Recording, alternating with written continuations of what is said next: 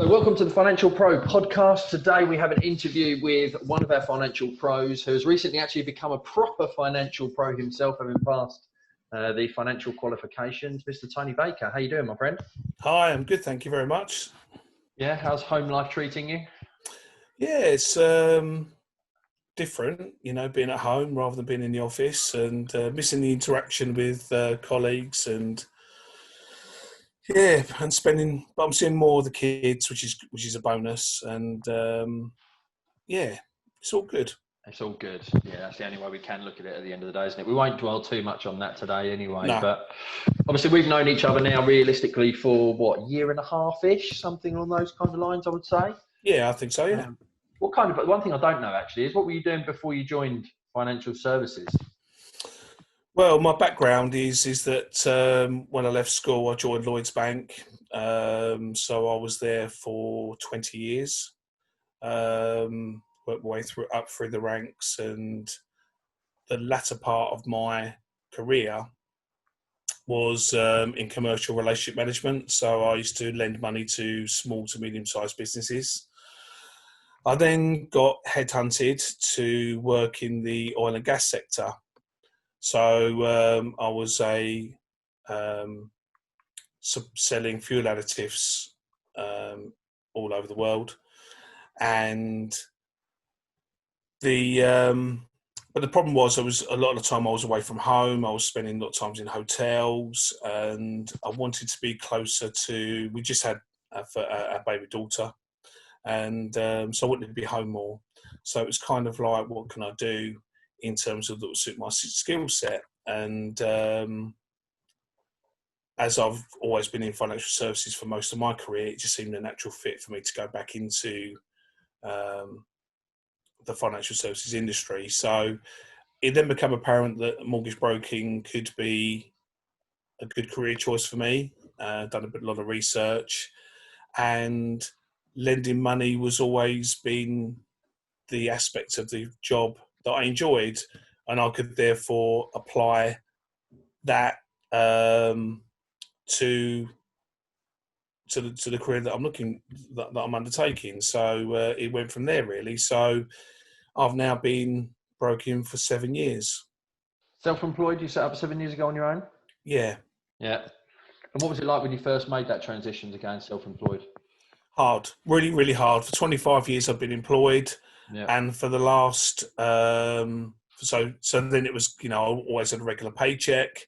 I knew what was going on. We'd kind of bought a bigger house, got a bigger mortgage. So from a budgetary point of view, it was very, very difficult to come to terms with becoming self-employed from an employed position. I found that was probably the toughest part. I always had belief in my own ability, and I've always had a very, very hard working ethic, even being employed, But the biggest difficulty was the security of all of a sudden I'm exposed to then sort of from having that the security of having a monthly income.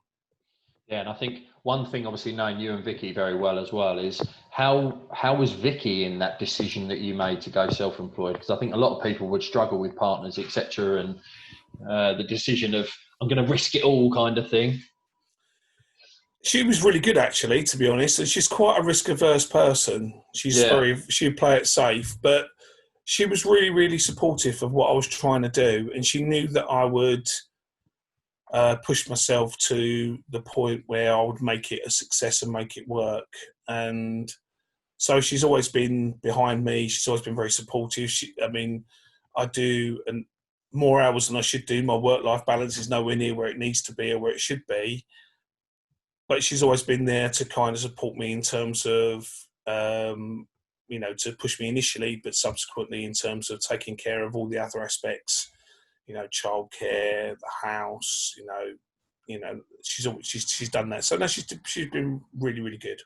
Yeah, it's the same in my life as well, which is why I asked the question. Aisha's quite risk adverse, and they have the faith in us that we'll eventually make it work, but probably play down a little bit. And I had the same thing with my dad and mum growing up as well. So I think it's always good to have that. You've got to have that balance, haven't you? But I think for anyone who's listening, who's worried about their partner not supporting them, I think it's just because they haven't shared the vision clear enough and given them a clear idea. Do you think the same? Yeah, I think we're all different, aren't we? And I think some people would take this more on board than others. I think I think vision is one thing, ability is obviously another thing. You know, it's got to be like within the right sort of skill set. It's got to be hand to glove. But everyone's position is a bit different as well, you know. I think you've got to have the foundations right to begin with. So first of all, I think you've always got, it's like any risk in it, you want to make sure that you're mitigating as many of them as possible. So it's like, you know, building a house with no foundations. So for me, we took a bit of money out of the house to cover us over the initial sort of 4 to 5 months, to get us to a point where, you know, we could cope with the, you know, having no income for that period of time until I got a pipeline built up. I was a part of a very successful company, so I knew I had some leads to work on, as well as being able to generate my own leads. So, and then really, it's just really hard work. So I think it's really important that that when you're going into something like this, whether it's going into mortgage broking or a different type of career or different challenge, that you really do think it through and you really look at the, you know, where can you take this, but also what can go wrong. And if you work out what can go wrong and feel what's the worst position I could be in, even if you was to say, like, I mean, for me, it could be right, okay, let's see how it goes for a year. What would be the worst that can happen? All right, we'll have a year with no money. How would that play out? Could we then recover? Well, could I get another job or something like that? But in reality, given the fact that whilst being a self-employed individual, you don't have the security of employment, but in some ways, you're making your own decision for your future rather than someone else doing it for you. And ultimately, you've got the likes of, you know, BA shedding staff at the moment. You know, the travel industry is I know that these are unprecedented times, but you still had like many a massive employer go out of business, like Debenhams have struggled, House of Fraser struggled, and the like. So in some ways, it kind of empowers you to create the security that you and your partner will desire to have anyway. Yeah, without a doubt. And that never goes at the end of the day, does it? It almost just gets bigger. We've just been talking about that before this as well. So bring us, when you first went self-employed, by the sounds of it, you were working as an RI for another firm. When did you bring us up to kind of date in terms of when you set up Chambers and became an AR, and what brought you to that decision, and sort of give us a bit of a story, shall we say? Yeah, I think the first, we set up Chambers, it's literally 3 years ago. It was May 2017. And when I was working previously, I became successful in what I did in terms of in generating my own clients, servicing them well, working hard. But I always felt inhibited because ultimately you're working under someone else's ship. They're making their own decisions. So whilst being self-employed, I felt that all I was doing was, the only decision I was making was if I worked, how long I worked for. You know, that was the limit to what I could affect. So I wanted to be the captain of my ship. I wanted to make the decisions for me going forward. I always knew that I had a vision which changes regularly as time has gone on. But the vision I've got now is completely different to what it was 3 years ago. And also, I wanted to implement people around me that could have a big influence on me as an individual, but also as the business that we're creating. And over a period of time, we've managed to do that. We're not there yet. We're a million miles of where I really want us to be, but we're certainly moving forward along the journey. And the last 3 years has got us to a point where I would never thought we would have been 3 years ago. And what made you choose your network 3 years ago? Well, originally I was a DA. Yeah. So I was directly authorised. And it was really tough, to be honest with you. I love being directly authorised in so much as you've got a bit more freedom in terms of you've not got to tick every box in it, that type of thing. But I guess that it was, I felt my wings had been clipped in so much as there was a number of lenders that I couldn't get on their panels because I was a very small firm that had very little track record in terms of operating. So there was a number of bigger lenders that I couldn't utilise. So I felt my wings had been clipped. I also felt that a lot of the exclusive deals were not available to me as they once were. Plus, it then become apparent that, I mean, the plan was in the first 12 months was like establishing, second 12 months was consolidating, and then the last year has been trying to grow. So I felt that I didn't feel comfortable growing under a directly authorised company in terms of taking on other advisors, because ultimately the responsibility comes down to me, and I felt exposed. So whilst obviously that responsibility is still there, and I do take full responsibility for what we do as a company, having a network that supports us and provides us with that it felt like I had a bit a level of support that I felt that I needed. I chose Intrinsic at the time, which is obviously now Quilter, because when I operated from my original company that I joined, we were using Intrinsic, and I felt that they were really supportive on what I did. Lots of exclusives. There was also a financial services arm, i.e. financial planning. So, and again, I didn't feel that I would get into financial planning at this time, but I did have a desire to think that I would like to have that aspect attached to our business, whether it be bringing someone else in or me doing it myself or whatever it may be. So that's kind of why I chose Quilter. And to be honest with you, I've got no regrets. They've been really, really supportive, really helpful to me. They've not put any barriers up as to what I've wanted to do. You get your nuances and you get your foibles and you get your roadblocks with any, which you're going to get with any network. But ultimately, it's a decision I've not regretted thus far.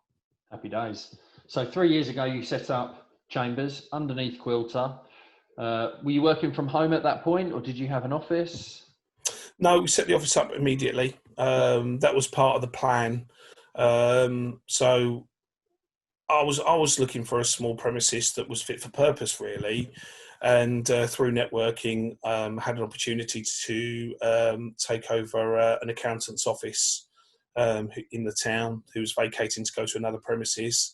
So I licensed the office off them for 2 years. So in a way, I didn't really appreciate or know it at the time, but really that kind of gave me a bit of, it was almost like having a trial period for a couple of years to sort of get used to renting a property, because there was no real time. Because if I wanted to go at any time, I could.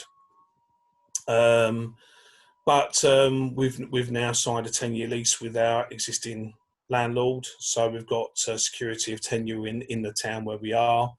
We've made some changes to the office over the past sort of 6 months. We've expanded it to get more desks in, so that it facilitates the business where we are now, but also our future growth plans. Yeah, nice. And how have you been getting leads up until, over that initial period when you first moved into the office? Was it the high street presence that you've got that brought the leads in? Was it the networking? Because you've always been a big fan of networking. What was kind of the initial point of getting inquiries coming through the door? Yeah, well, to be honest with you, we don't really get that many walk-ins, even now after 3 years. I mean, as part of the deal, when we started trading within the office, we had to keep the accountants sign up, so they were protective of their place within the town. So it was kind of a confusing message. The amount of people that walked in wanted to do their tax returns was unbelievable. But now we've addressed that. We've got our own signage. We're very clear as to who we are. But we don't get an awful lot of walk-ins. But that's probably the next stage of our growth in terms of investing more in our marketing to be able to drive people to the door, and doing a lot, maybe some local initiatives as well. But to answer your question, it's networking has been a major part of what I've done since day one of doing it, and I think 7 years ago, all I wanted to do was talk to anyone that would be willing to have a conversation with me, let alone sort of like anything else. But as you get more experienced and as you kind of grow as an individual and as a business, you tend to refine the areas that you work in and networking and who you talk to. So it's kind of been a new evolution over that period of time. So I've done a lot of networking. I try to get my profile up as much as I possibly can. But I've worked with some estate agents. So I've got some business from estate agents, but pretty much most of the business comes through recommendations. So people that I've done mortgages for in the past have recommended me to their friends and family. They've come back to do more business. I've grown with clients, for clients, and that has really kept me busy over that period of time. And I've still got one or two clients from 7 years ago. And new people phone me up all the time. So I'm having a conversation today with the son of a client I helped 5 years ago. So it's nice to see that kind of trust with, that people place in you to help them, to help their close friends and family. Yeah. Yeah. And when it comes to networking, that's been a consistent thing for you, hasn't it? Because lots of people do it, but then it doesn't work. Is there any kind of advice for anyone who's thinking about networking, who hasn't done it yet, how best to maximize it and use it? I think, first of all, it's a case of there's many different networking events and groups that you can join. There's loads and loads of them, so there'll always be a space for you. There's free ones where you turn up at it could be a hotel or a pub or restaurant or something, where you'd meet like a number of professionals. For example, it might be young professionals, or a professionals event where you turn up and you can dish out a few business cards and this, that and the other, and try and get to know people that way. There are others where you can sort of dip in and out of, and there are also groups where you meet on a regular basis to establish a good relationship, and the idea is you help each other out. So I've done all of those. I think my first piece of advice is make sure that whenever you're going to a networking group that you're going to be part of, make sure that A, that you're going to fit in, B, that you're going to get on with the people that are in the room. Secondly, thirdly, to make sure that you're going to be able to synergize with those people, to make sure that you're going to be able to not only receive referrals, but also be in a position to be able to give referrals, because that's the way it works. There's this reciprocal arrangement that's there. But I think the major thing is that it takes time. You're not going to go into a networking room and get loads of leads to begin with. You've got to sort of show your mettle. You've got to really apply yourself. You've got to establish those relationships, and they don't happen overnight. They happen over a period of time, and therefore stick with it. Make sure that you're enjoying the groups. That makes sticking with a group much easier.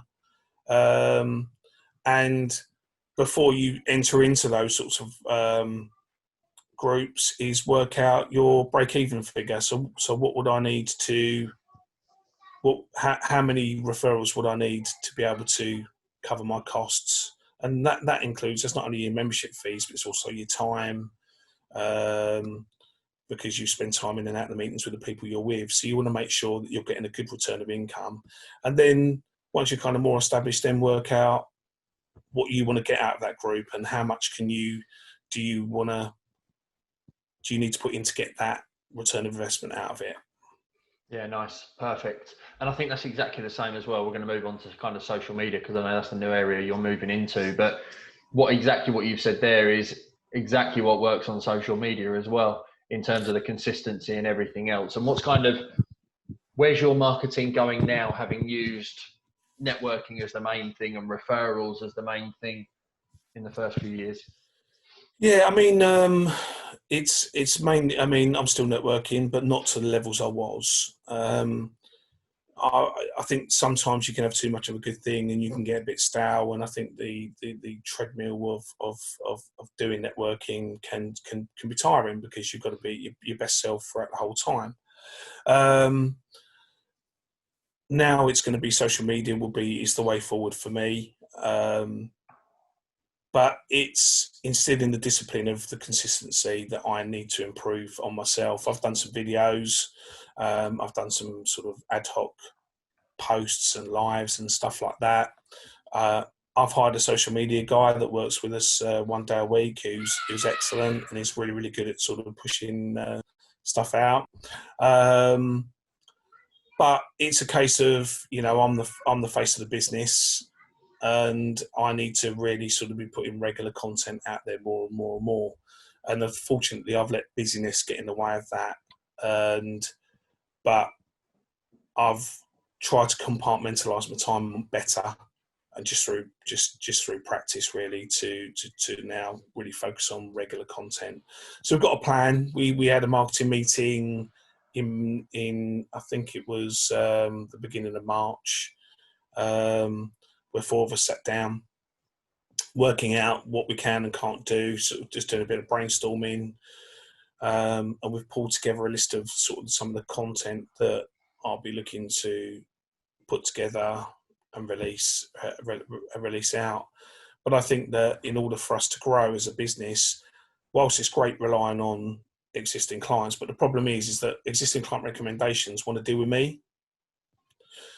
And in the past, I've been the bottleneck of being able to grow, because ultimately everyone wants to come to me. So there's 2 aspects of it. One is that I've learned now to do the transfer of trust in terms of getting recommendations in, but then sort of passing them to the other advisors that have become part of our business.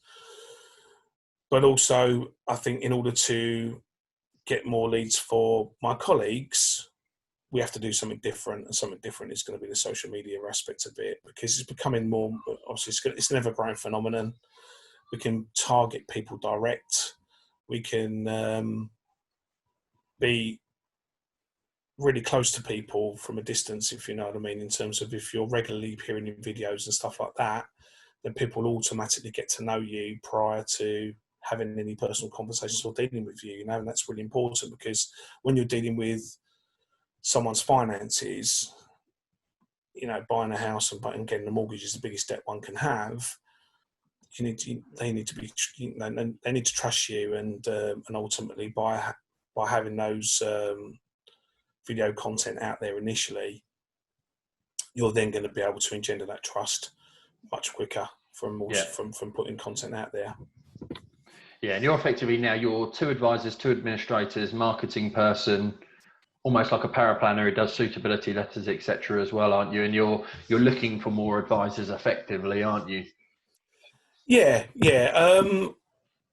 We've got another advisor joining us, who's gone through the onboarding process, should be appointed back end of this month, which is great. It's another person that we can support and work with, and someone that's going to really give us good account of our company.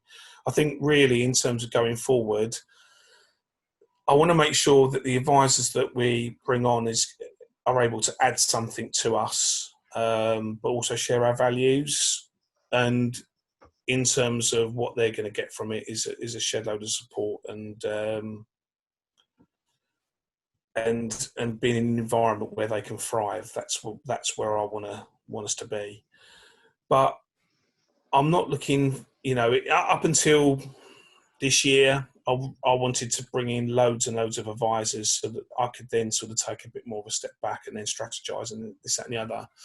But having sort of reflected on it, now I've got my financial planning certificate and I can advise on pensions, savings, investments, and the like. I kind of got the thirst to build a financial services company so that we can, my goal would be that when someone walks through the door and says, I want to do this, I want us to say yes. I don't want us to sort of say yes, but we'll have to give it to someone else.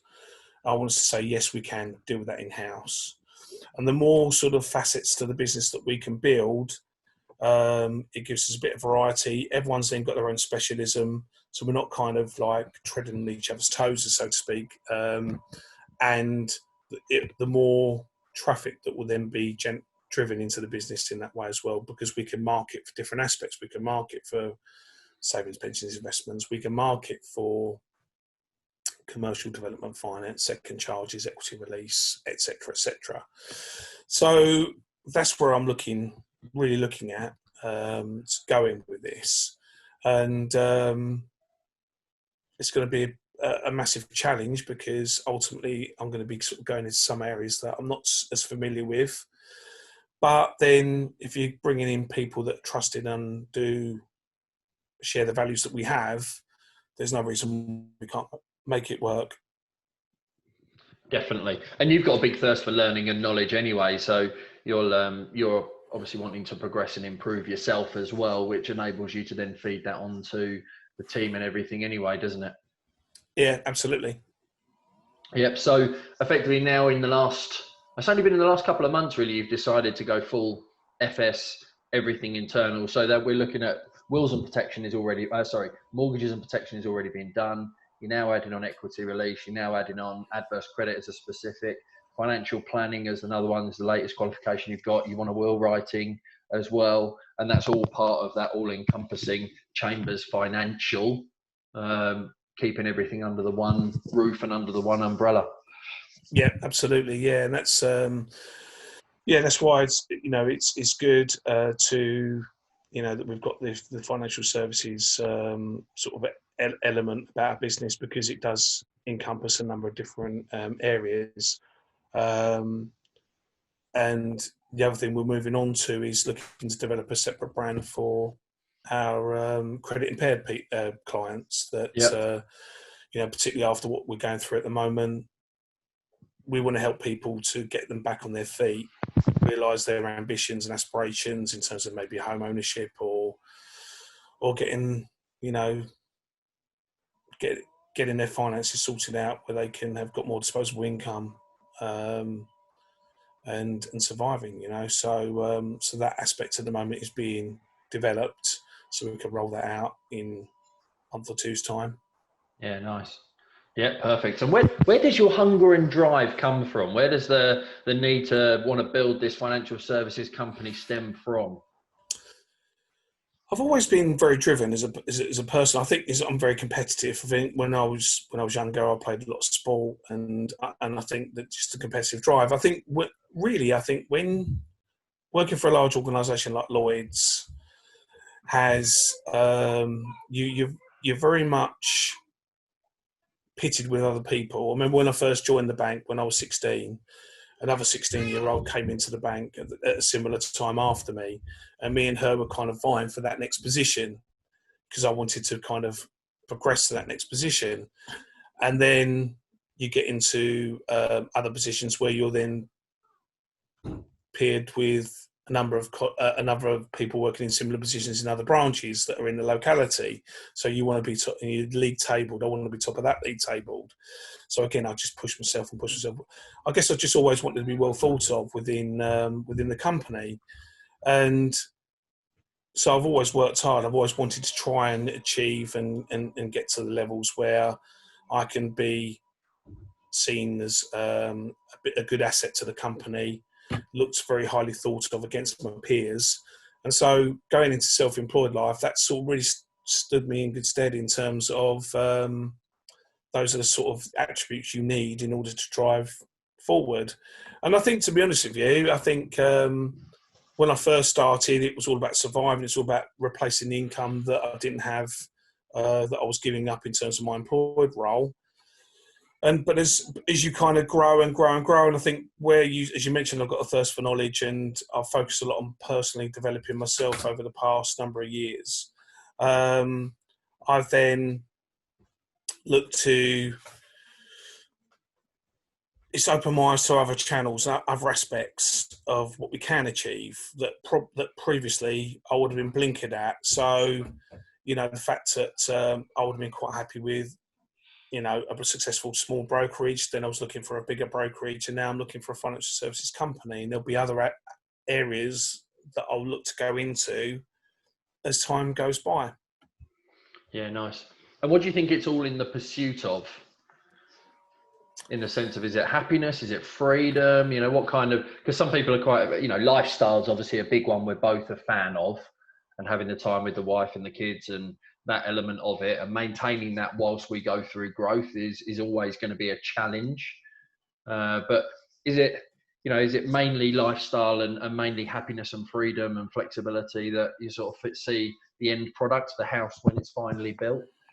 Yeah, I think definitely. I'm at the moment, you know, I mean, I've had a really good life. I've had a great lifestyle. You know, I've been to lots of places, been to lots of sporting events, concerts, holidays. We've done pretty much everything I wanted to do, you know, and that's mainly down to hard work and cash coming in all, you know, from the fruits of my labour that I've got. Yeah. But I think going forward, it has to be bearing in mind I'm no longer the person I was 20 years ago, because you're older.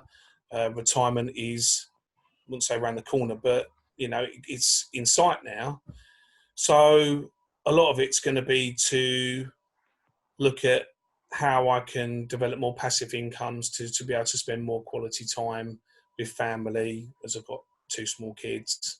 Um, Having a better work-life balance, because I haven't got that at the moment, so that needs to change. And again, always looking for that, but also looking at pursuing other things that I want to do sort of later on in my life. I want to do more traveling, um, and so it's, I suppose, really it's getting the time back, getting a passive income, and still looking to do the things that I desperately want to do, because there's loads of things I still want to do, even though I've done lots, you know.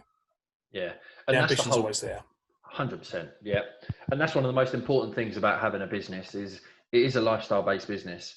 But we were talking about it before this in terms of, you know, what are the things in the next 12 months that if you weren't able to do them, that would sort of pee you off to a degree, because your business is there to make your life better.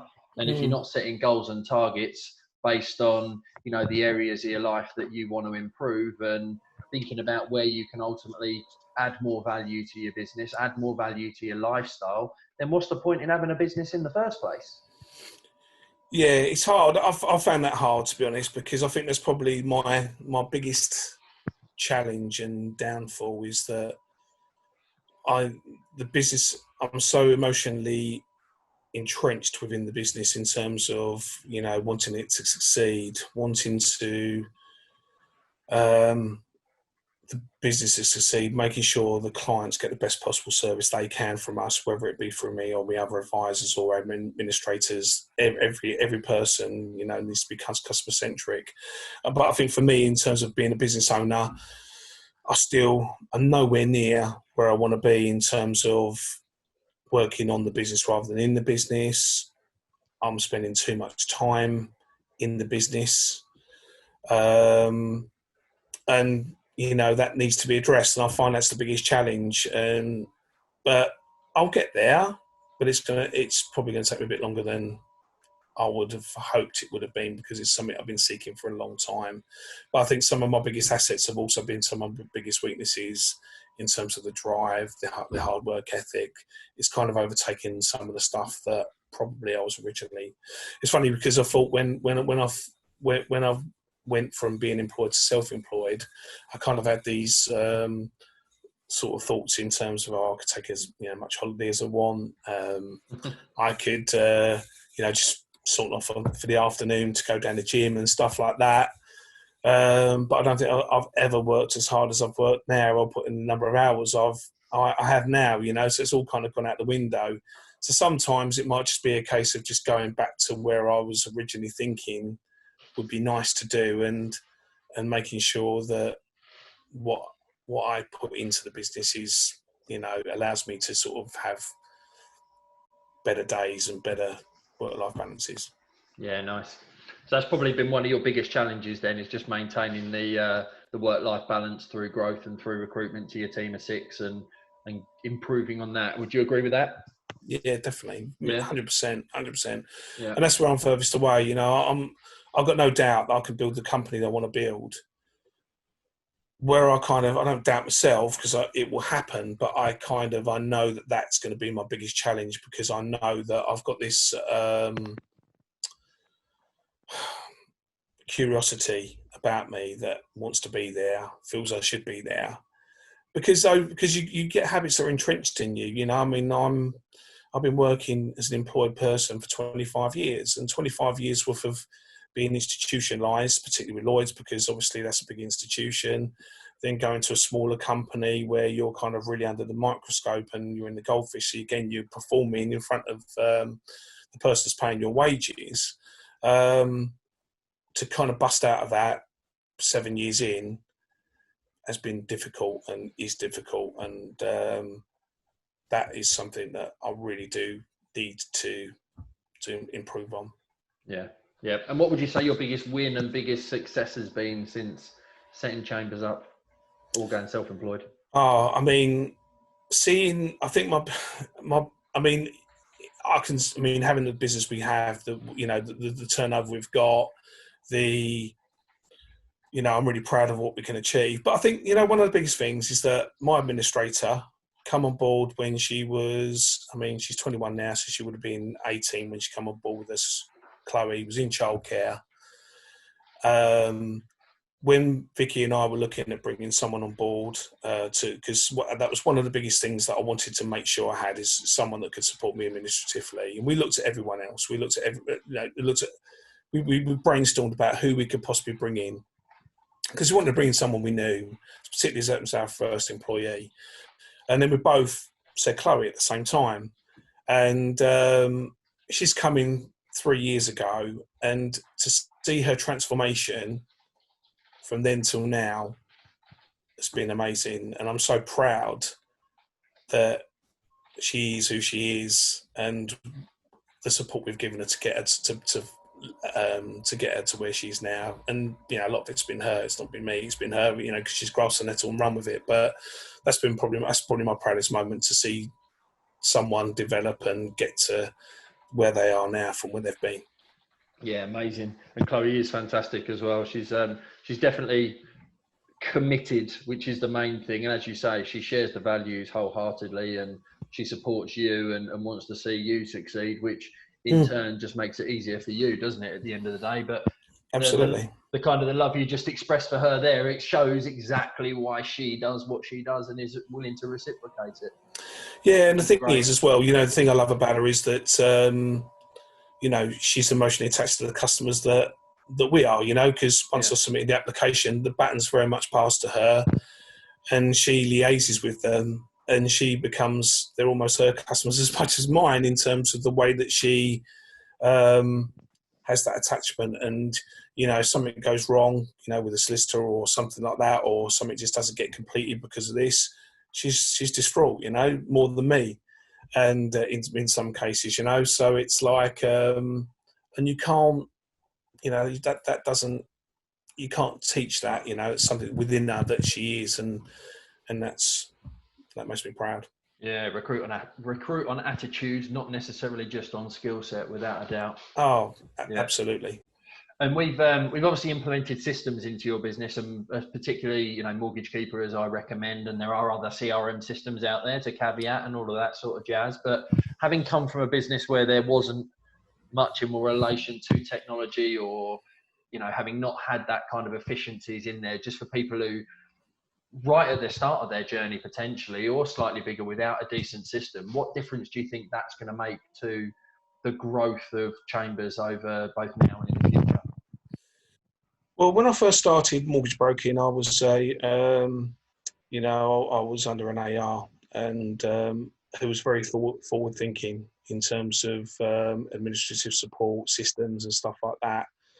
And it kind of was the best place I could have ever started, and got so much respect for the company that I worked for. And And it was always something that I wanted to implement within the business that we had, from, in its form, over the last 3 years. And whilst we kind of had some systems in place, nothing was really robust, systematic, and as good as what Mortgagekeeper is, to be honest. We're still not using it to the capacity that I want us to, because we've had to backload a load of stuff onto it, and we need some tweaking. And I'm sure it's what you've done, Gary. You've always tweaked it here, there, and everywhere as the business has demanded, and where you see that there's things that sort of, it's an evolution, isn't it? But having that, I would hold, whether you're a one-man band or whether you've got 10 advisors or more, whatever it may be, having a robust CRM system has got to be your key platform going forward, because ultimately it's going to be worth into the company, because ultimately your database is where it's going to have the value, because we live in a transaction, because we as a mortgage brokerage, you're very much transactional. Your value isn't there, because ultimately your client that you've dealt with 2 years ago could easily go into a competitor. Fact. But having a database does give it that value. So you've got that. And I've been guilty at missing opportunities with following up with my clients through being busy serving new clients. So I've made a big effort to really make sure that we've got robust systems in place, that we're contacting clients in good time to be there for them when we review their products and services. We're doing 6 monthly relationship calls to make sure that we're getting closer to our customers, because we've done a lot more 5-year fixed rates than we've ever had. So it means that unless you make a call to those clients, or unless they pick up the phone to you and contact you, they won't, you won't speak to them for 5 years, and 5 years is a long time. I've dealt with clients that you've gone through blood, sweat and tears, and I'm the best thing since sliced bread. I've had the best reviews ever with a client. And then 2 years later, you phone, I've got a letter from X bank, so I just basically just renewed the rate. And it's like, oh God. You know what I mean? So you go from hero to zero, and it's all about making sure that the client appreciates the value. Because whilst I'm 100%, I think every broker, particularly in the pro environment, gives probably outstanding value to all of their clients. I've got no doubt about that. But it's making sure the customers understand the value you're giving, because ultimately, unless they've dealt with anyone else, they don't know what you do, in terms of the outstanding service that's given. Yeah, I love that, mate. Without a shadow of a doubt, it's been transformational for my business since the early 2019 when I first started recruiting, and when I implemented it back end of 2018. 3 months getting it working and functioning. Within 4 months, it gave me the confidence to start expanding, and that expansion is so much easier when the system runs the process rather than almost people running the process to a degree. Well, that's the thing. You've got the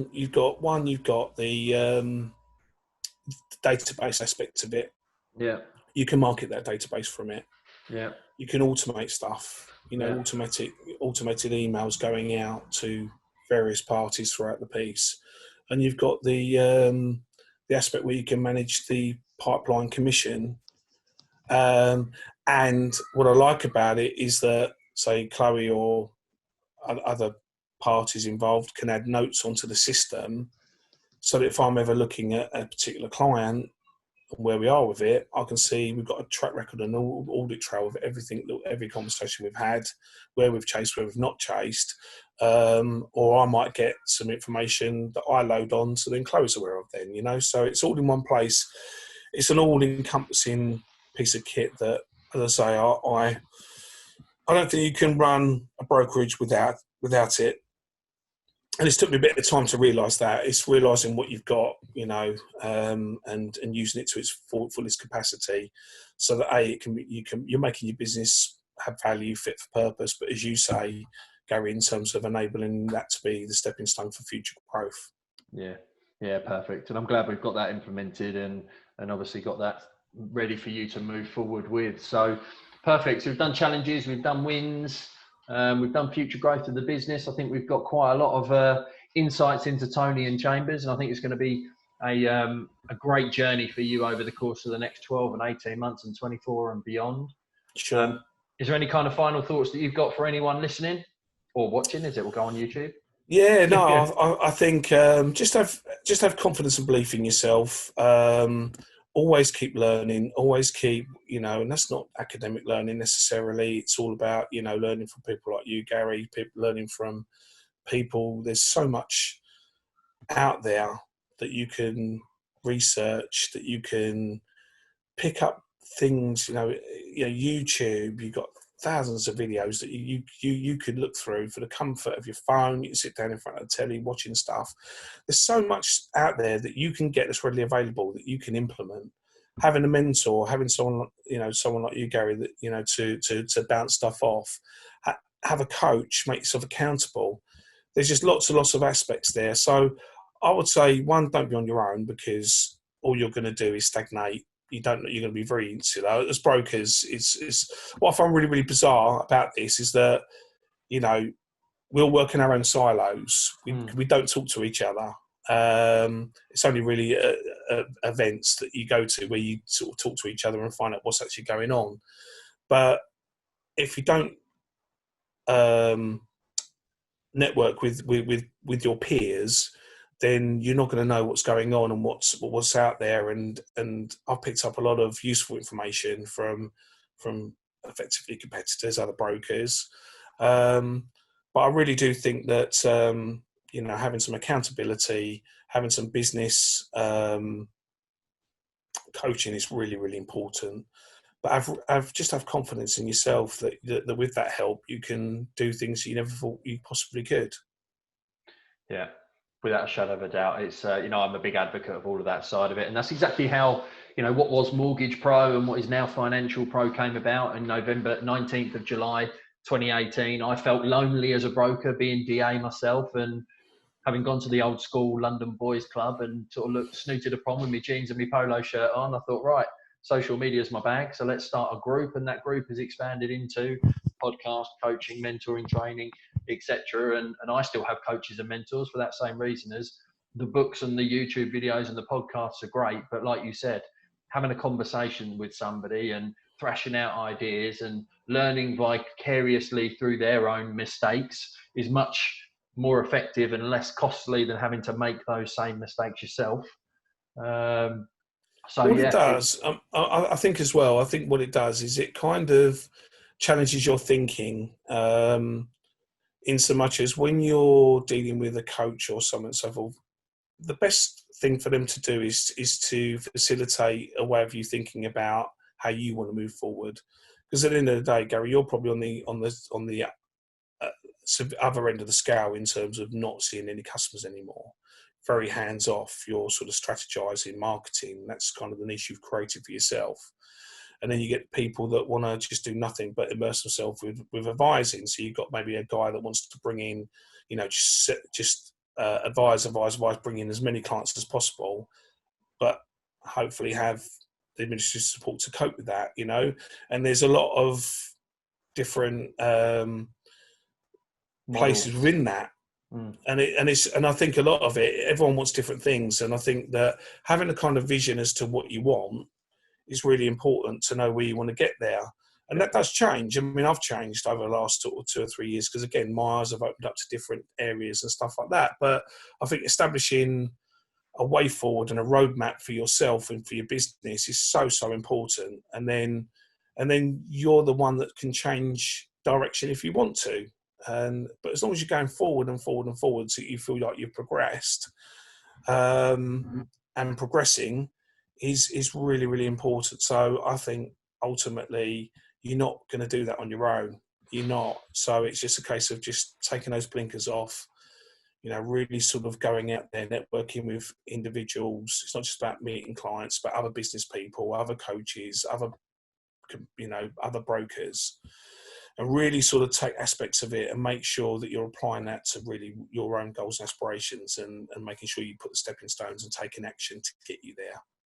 Yeah, definitely. You said it perfectly earlier that we're all different people, and it doesn't matter what the business is that you want to build, as long as it helps you achieve your goals. And we've all got, mine in 2016 was to step back and step away.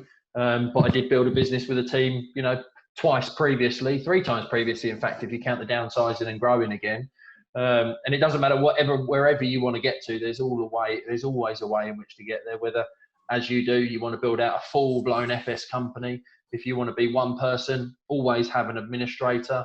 Or if you just want to be a full-blown mortgage arm only and do it extremely well. One of my friends who I've known for 20 odd years, 600 applications a month, and all they do is mortgage and protection. So it doesn't matter where you're going. It's just a case of having that journey, as you say, setting the destination in the satellite navigation, as I like to refer to. So, no, that's right. And there's so many different ways to cut the cake, and it's just everyone's got their own skill sets and their strengths, and it's a case of playing to those strengths and establishing where you want to go. Yeah, perfect. Well, thank you very much indeed for your time today, Tony. It's been a pleasure to have you on. Thanks, Gary. 2 hours today is a long old one, but it's all good. It's nice to have a little great chat. Morning. Yeah, definitely. Yeah. And obviously, this is the Financial Pro podcast. So what does Pro mean to you? It's being the best you can be. It's being in a position where you can take yourself and your business to the next level, and it's a case of being in an environment where you're dealing with people that want to improve as well. There's anyone that plods along, anyone that's sort of insular will just go backwards or go out of business, especially within these times. So making sure that you are wanting to be the best you can be and the top of your profession is I think really the way forward to grow and improve. And when you're mixing with like-minded people and having people you can bounce ideas off is really important. So being a pro is about being the top of your game. Love it. Well, thank you very much indeed, mate. Really appreciate you allowing me the extra time, and we'll obviously be catching up soon. Definitely. Cheers, Gary. Cheers, Tony. Take care.